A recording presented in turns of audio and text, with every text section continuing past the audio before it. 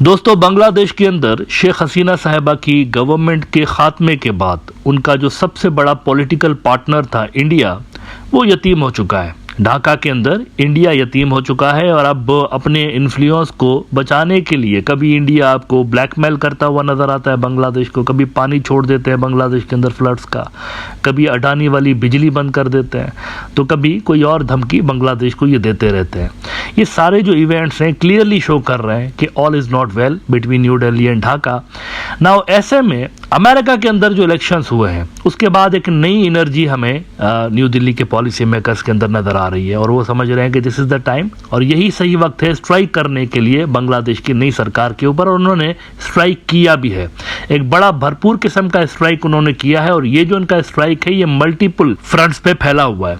एक तो उन्होंने ग्राउंड पे अनार्की क्रिएट करने के लिए हाथ पांव मारना शुरू कर दिए हैं। उन्होंने ग्रीन सिग्नल दिया हुआ है अवामी लीग पार्टी को कि आप सड़कों पे निकलें और आप वहां पर लॉ एंड ऑर्डर खराब करें, हालात खराब करें, ताकि हम अमेरिका के अंदर जो नई एडमिनिस्ट्रेशन आ रही है वहां पर लॉबिंग करें और उनको ये समझाने की कोशिश करें कि देखें अवामी लीग बहुत पॉपुलर पार्टी थी, इनको जो बाइडेन ने जानबूझ के निकलवाया है। पिछली जो एडमिनिस्ट्रेशन थी उन्होंने जानबूझ के निकलवाया है, otherwise they were very popular. उनके खिलाफ ये जो कहा जाता है कि ये अनपॉपुलर हैं और ये बहुत ही कोई नीचे चले गए थे, पब्लिक परसेप्शन इनकी खराब हो गई थी, ये सब गलत बातें हैं। तो इस परसेप्शन को क्रिएट करने के लिए, उनकी पॉपुलैरिटी की परसेप्शन को क्रिएट करने के लिए एक नया स्क्रिप्ट इंडिया की जानिब से उनको दिया गया है और उस स्क्रिप्ट के चलते इन्होंने मुख्तलिफ मकामात पे ढाका समेत बड़े बड़े मुजाहरों की तैयारी भी कर रखी है। नाउ इसमें जाहिर सी बात है अवामी लीग को काफ़ी नाकामी हासिल हुई है, क्योंकि उनकी जो पार्टी है ग्राउंड लेवल पर तितर बितर हो चुकी है काफ़ी हद तक और लोग उनके लिए बाहर निकल नहीं रहे। तो इस परसेप्शन को जायल करने के लिए कि उनके लिए लोग नहीं निकल रहे वहाँ पे, उन्होंने झूठ बोलना शुरू किया है। अब वो झूठ क्या बोलना शुरू किया है इसके लिए ज़रा आप इंडियन मीडिया देखिए। इंडिया टुडे ने रिपोर्ट किया है कि Bangladesh army arrest workers of Sheikh Hasina's party ahead of Dhaka protest, यानी लोग बाहर नहीं निकलेंगे। इनको पता है लोग बाहर नहीं निकलेंगे। लोग अवामी लीग के पहले भी नहीं थे, इनके जो जलसे हुआ करते थे कोई बहुत बड़े जलसे नहीं होते थे। जैसे आप देखें जमात इस्लामी के जलसे हम देखते थे या BNP के जलसे देखते थे, बहुत बड़ी स्ट्रेंथ होती थी उनके अंदर। लेकिन यहां पर जो जलसे नजर आते थे अवामी लीग के पावर में होते हुए भी उनकी स्ट्रेंथ कम होती थी जमात इस्लामी और BNP के जलसों से। तो अब पहले से ही माहौल बनाने की कोशिश की जा रही है कि जब जलसा फ्लॉप होगा, जिसके लिए कहा गया है, या रैलीज और जलसे फ्लॉप होंगे, तो हम ये कहेंगे कि जी ये तो क्रैकडाउन की वजह से फ्लॉप हुआ है। आगे वो कहते हैं कि the Awami League has called for protest rally in Dhaka on Sunday, however the interim government has said that it won't allow protests and issued a stern warning to the party.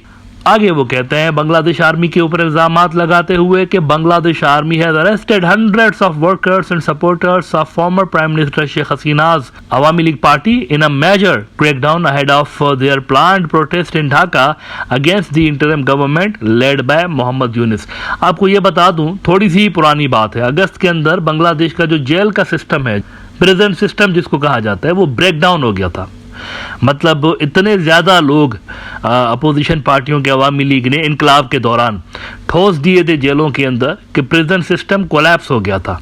और यहाँ पर चंद दर्जन लोग अगर एडमिनिस्ट्रेशन ने गिरफ्तार किए हैं जो कि लॉ एंड ऑर्डर की सूरत हाल खराब करने का इरादा रखते थे, यानी ये इंटरिम गवर्नमेंट कह रही है कि ये लॉ एंड ऑर्डर खराब कर रहे थे इसलिए इनको गिरफ्तार किया। तो इस पे इंडियन मीडिया इतनी बड़ी बड़ी हेडलाइंस लगा रहा है। तो एक तो ग्राउंड पे हमें एक्टिव काफी नजर आ रहे हैं अवामी लीग भी और इंडिया भी, यानी वो यहाँ पर बड़े बड़े मुजाहरे करने का इरादा रखते हैं और उन मुजाहरों को डिप्लोमेटिक सर्कल्स में प्रेशर टूल के तौर पर इंडिया यूज करेगा। अमेरिका के अंदर भी लॉबिंग के अंदर दिखाएगा वहां पर बाइडेन एडमिनिस्ट्रेशन के लोगों को कि देखें वहां पर कितने बड़े मुजाहरे हो रहे हैं और लोग खुश नहीं है रिजीम चेंज से। तो एक तो ये हो रहा है। दूसरा, इस सेटअप के ऊपर दबाव डालने के लिए इंटरनेशनल क्रिमिनल कोर्ट को अप्रोच किया गया है अवामी लीग की तरफ से। अच्छा, ये अवामी लीग सामने है, बेसिकली इसके पीछे इंडिया है, ये मैं आपको अभी से ही बता देता हूं, इंडिया है।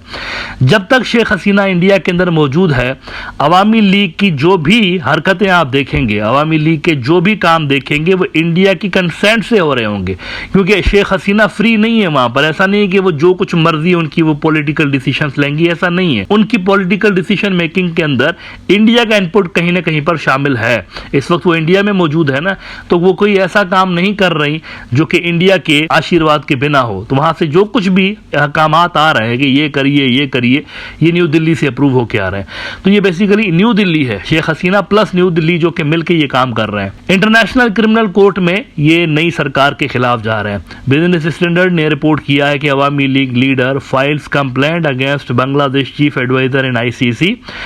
Anwaruzzama Chaudhary, a Awami League leader and former mayor of Sylhet, filed the complaint against Mohammad Yunus. Now, what does that mean? क्या इसका मतलब यह है कि इंटरनेशनल क्रिमिनल कोर्ट फौरी तौर पर केस सुन के फैसला दे देगा कि जी गिरफ्तार कर लो मोहम्मद यूनिस को, इन्होंने तो बहुत ही बड़ी कोई वायलेशन कर दी है? क्या ऐसा है? The answer is no. कुछ भी नहीं होने जा रहा।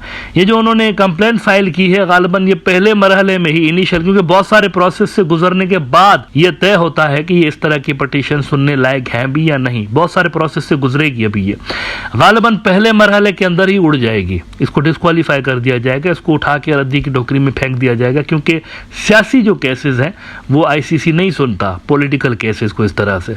तो उन्होंने ये प्रेशराइज करने के लिए सिर्फ नई गवर्नमेंट को तो ये हरकत की हुई है ना। तीसरी बड़ी हरकत क्या की है उन्होंने? तीसरी बड़ी हरकत उन्होंने ये की है कि डोनाल्ड ट्रंप की जो सरकार आ रही है इसके दरमियान और मोहम्मद यूनिस की सरकार जिनके दरमियान हिस्टोरिकली अगर आप देखें तो मोहम्मद यूनिस का कई साल पहले ट्रंप के खिलाफ बयानात जरूर है, लेकिन उन्होंने रिसेंटली एक बड़ी अच्छी शुरुआत की है, वेलकम किया है ट्रंप की विक्ट्री को। मोहम्मद यूनिस की एडमिनिस्ट्रेशन ने वेलकम किया है। तो वो जो पुरानी स्टेटमेंट्स हैं उनको कब का वो यूं समझे कि भूल भी चुके हैं, एक तरह से ये मैसेज दे रहे हैं कि हम तो कब का इनको खत्म भी कर चुके हैं, वो जो पुराने स्टेटमेंट्स हमने कई साल पहले दिए हुए थे। लेकिन इंडिया इनको रिवाइव करने की कोशिश कर रहा है और इंडियन मीडिया गलत तरीके से इंटरप्रीट करने में लगा हुआ है, मैसेज गलत तरीके से कन्वे करने की कोशिश कर रहा है। वो कह रहे हैं कि ये जो ट्रंप आया है ना, तो ट्रंप के हामी निकले ढाका के अंदर और उनके ऊपर क्रैकडाउन किया मोहम्मद यूनिस की गवर्नमेंट ने। ये इंडियन मीडिया ने गलत रिपोर्टिंग लगाई हुई है। इंडिया टुडे की मिसाल के तौर पर आप ये खबर देख लीजिए, कहते हैं कि Donald Trump's supporters in Bangladesh face crackdown arrest. People taking out a rally in support of US President-elect Donald Trump have been cracked down on by security forces in Bangladesh. On Friday evening, several groups of people in several Bangladeshi cities had gathered to celebrate Trump's emphatic victory in the US election and were met with swift action by authorities, stopping them from taking out the planned victory parades. अब मेरी जब बात हुई बांग्लादेश के अंदर जो local दोस्त अहबाब है वहाँ पर, उनसे जब मेरी बात हुई तो उन्होंने कहा कि ये जो खबरें इस तरह की लगा रहे हैं कि डोनाल्ड ट्रंप की विक्ट्री की सूरत में वो रैली निकाल रहे थे तो उस पर क्रैकडाउन किया गया, ये गलत खबर है। उन्होंने कहा कि कुछ जगहों पे ऐसा ज़रूर हुआ है कि कुछ लोगों ने, छोटी मोटी रैलियाँ थी, बड़ी रैलियाँ भी नहीं थी, तो उन्होंने कहा कि कुछ जगहों पर लोगों ने लॉ एंड ऑर्डर की सूरत हाल ख़राब करने की कोशिश की, तो उस पर एडमिनिस्ट्रेशन ने उनको मना किया। अदरवाइज कोई बड़ा वाकया वहाँ पर हुआ ही नहीं है। और जिन रैलीज की ये बात कर रहे हैं वो इटसेल्फ कोई बड़ी सिग्निफिकेंट नंबर्स में थी नहीं, कुछ ही इलाकों के अंदर ये वाकयात हुए हैं, मतलब कुछ लोग वहाँ पर जमा हुए और उन्होंने खुशी का इजहार किया कि ट्रंप आ गया है। अच्छा, ये लोग थे कौन जिन्होंने ये रैली वैली निकाली ट्रंप के हक में? ये कौन थे?